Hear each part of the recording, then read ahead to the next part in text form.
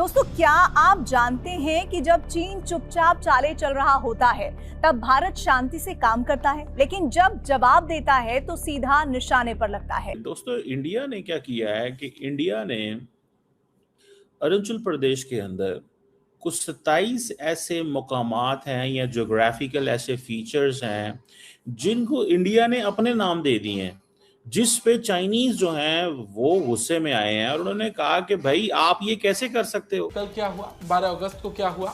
अरुणाचल प्रदेश में चीनी सेना की घुसपैठ या धीमी घुसपैठ की खबरें सोशल मीडिया पर तेजी से फैल रही हैं।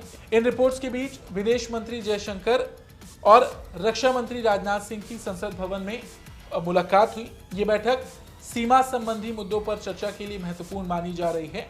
हर 2-4-5 सालों में खबरें आती रहती हैं चीनी बॉर्डर पे, एलएसी पे कुछ ना कुछ जो है वो झड़प हुई, थोड़ा बहुत जो है वो लाठी घूंसे चले, लात वगैरह चली, ये सब उस प्रकार की खबरें आती रहती हैं। कहीं वो हाथ में जो है बिजली के झटके देने वाले ग्लव्स पहन के आए थे, कहीं कुछ वो कील वाले डंडे लेके आए थे जिनमें कीलें लगी होती हैं। इस प्रकार की चीज़ें हमने देखी हैं। बंदूक चलाने का ऑर्डर नहीं मिलता है उनको सरकार की तरफ से।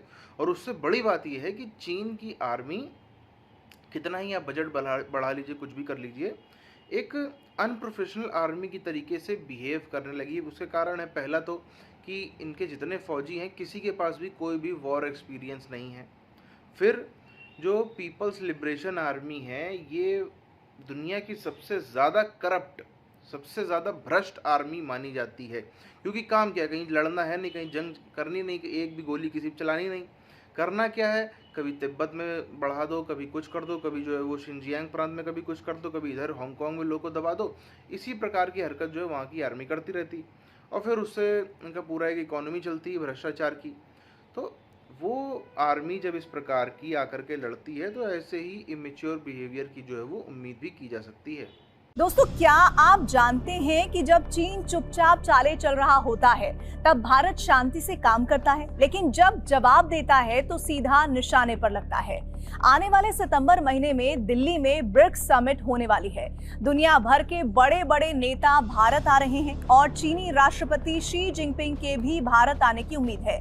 लेकिन ठीक इस समिट से पहले देश की मोदी सरकार ने एक ऐसा कदम उठाया है। दोस्तों, इंडिया ने क्या किया है कि इंडिया ने अरुणाचल प्रदेश के अंदर कुछ 27 ऐसे मकामात हैं या ज्योग्राफिकल ऐसे फीचर्स हैं जिनको इंडिया ने अपने नाम दे दिए हैं, जिस पे चाइनीज जो हैं वो गुस्से में आए हैं और उन्होंने कहा कि भाई आप ये कैसे कर सकते हो।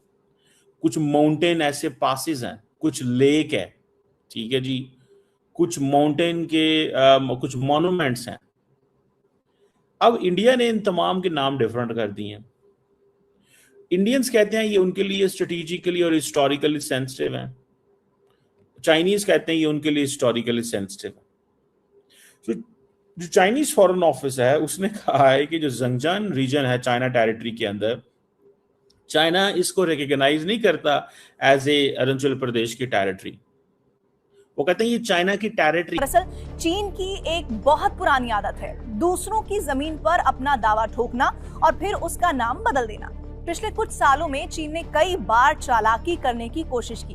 साल 2017, 2021 और फिर 2023 में चीन ने अरुणाचल प्रदेश की कई जगहों के चीनी नाम जारी कर दिए।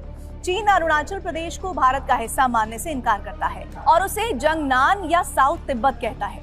चीन को लगता था कि अगर वो किसी जगह को कागज पर चाइनीज नाम दे देगा तो वो जमीन उसकी हो जाएगी, लेकिन भारत ने हर बार चीन को आईना दिखाया और साफ कह दिया, भाई साहब आपके नाम बदलने से हकीकत नहीं बदलने वाली है। इनमें दुजोला, रिजाला, कुकुरला, थगला, इनमें थगला का नाम सुनते ही इतिहास के पन्ने खुल जाते हैं। अगर आपने 1962 के भारत चीन युद्ध के बारे में पढ़ा या सुना है तो आपको पता होगा कि शुरुआती दौर में थगला के पास ही भारी लड़ाई हुई थी। ये जगह सामरिक दृष्टि से बहुत अहम है। इसके अलावा एक बहुत ही खूबसूरत झील सांबो सरोवर को भी भारतीय नाम के साथ आधिकारिक रूप से दर्ज किया गया, का इतिहास शामिल किया गया है। इस अपडेटेड नक्शे में शेरे थापा मेमोरियल को भी जगह दी गई है। अब आप पूछेंगे कि शेरे थापा कौन थे? 1962 के युद्ध में भारतीय गोरखा राइफल्स के हवलदार शेर बहादुर थापा ने अकेले ही चीनी सेना के छक्के छुड़ा दिए थे। उन्होंने अपनी जान की बाजी लगाकर दर्जनों चीनी सैनिकों को ढेर कर दिया था। चीन की सेना भी उनकी बहादुरी देखकर दंग रह गई थी। उसी तरह जसवंतगढ़ भी 1962 के महान नायक राइफलमैन जसवंत सिंह रावत की याद दिलाता है। टाइमिंग की, जी हाँ, इंटरनेशनल पॉलिटिक्स में टाइमिंग ही सब कुछ होती है। सितंबर में दिल्ली में ब्रिक्स समिट होने जा रहा है और ब्रिक्स यानी ब्राजील, रूस, इंडिया, चीन और साउथ अफ्रीका का संगठन।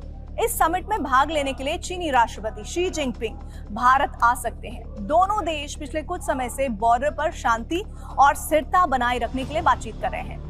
सैन्य स्तर की कई दौर की वार्ताएं भी हुई हैं, लेकिन भारत ने ये कदम उठाकर एकदम टाइमिंग पर बाउंड्री मारी है। क्या एडवाइस करते रहे हैं? वो एडवाइस ये करते रहे हैं कि आप एक काम करें कि आप जो जगह इंडिया के पास है वो इंडिया के पास रहने दें, जो चाइना के पास है वो चाइना के पास रहने दें। आप उनके नाम रख दें और क्लेम रखें उसके ऊपर। आप क्लेम रखें।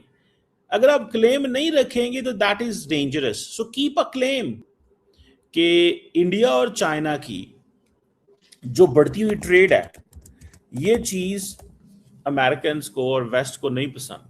वो समझते हैं कि हमने तो चाइना को तैयार करना था, इंडिया को तैयार करना था, चाइना का मुकाबला करना है। तो ये तो अपनी कोई 150 अरब डॉलर की ट्रेड बना के बैठे हुए हैं।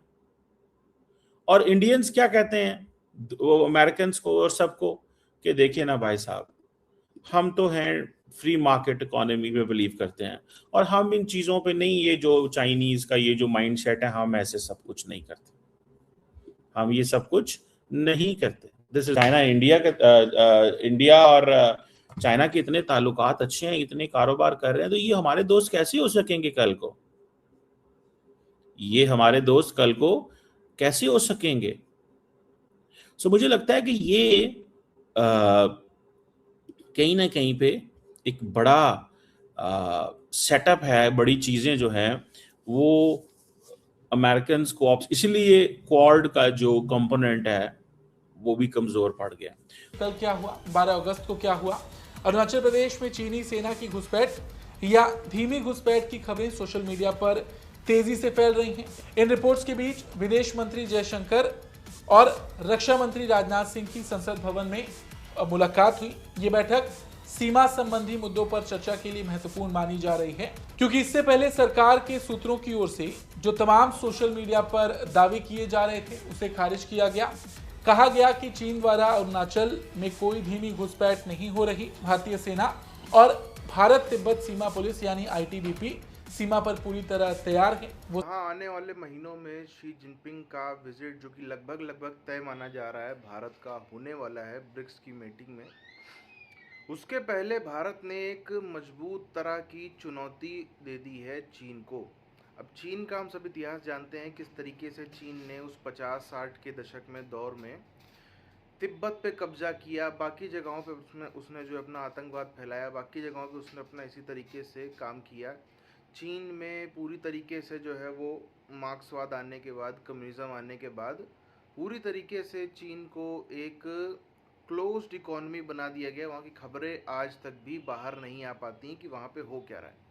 खबरें वहाँ की आज तक भी बाहर नहीं आ पाती कि वहाँ पे ज़मीन पे क्या चल रहा है, किस तरीके की क्या है। और जब कभी प्रोटेस्ट करने लोग निकलते हैं तो हम सब ने दृश्य देखे किस तरीके से टैंक चढ़ा दिए जाते हैं, कहीं कुछ कर दिया जाता है। तो सरकार में यदि कुछ गड़बड़ हो रही है तो आप खाली उसकी भगवान से ही दुआ कर सकते हैं। हालांकि वहाँ पे वो भी करने पे एक तरह की रोक है, पर आप खाली दुआ ही कर सकते हैं कि वो चीज़ें सरकार खुद से सुधार ले, क्योंकि वहाँ पे प्रोटेस्ट का कोई मैकेनिज़्म ही नहीं है, जो कि ज़्यादातर वामपंथी देशों में ऐसे ही होता है।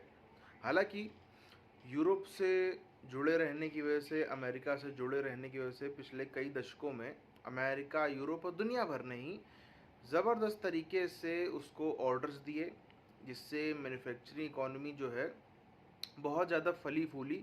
मैन्युफैक्चरिंग इकॉनमी बहुत ही ज़्यादा अच्छे से जो है वो अपनी ऊंचाइयों पे पहुंची चीन के अंदर, बहुत उससे रोज़गार मिला, सब कुछ हुआ।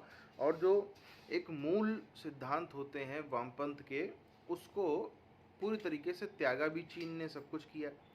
उसी दौर में हमने देखा किस तरीके से तिब्बत से लेके बाकी जगहों पे कब्जे किए गए सब।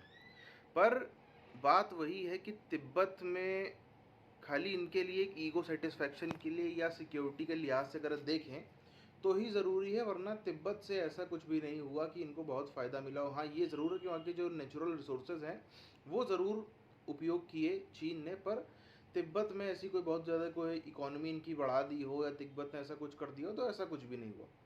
अब अरुणाचल प्रदेश के पास में पानी बहुत है, जो फ्रेश वाटर है, जो पीने का पानी है, वो अरुणाचल प्रदेश के पास में ज़बरदस्त मात्रा में है। इसीलिए आप देखिए, वो चीन जिसने कई दशकों तक ये नहीं माना कि सिक्किम भारत का हिस्सा है, क्योंकि सिक्किम पहले एक आज़ाद रियासत था, फिर वो बाद में भारत में शामिल हुआ, सब कुछ हुआ, दशकों तक नहीं माना था चीन ने इस बात को। पर फिर 2005 में एक संधि होती है, उसके बाद से चीन आज अब बात भी नहीं करता है, अभी बात कर सकता है, बात भी नहीं करता है उस बारे में। पर अरुणाचल की इतनी बात करता है, उसका कारण यही है, साफ पीने का पानी और नेचुरल रिसोर्सेज, जिसके पीछे चीन पूरी तरीके से व्याकुल है।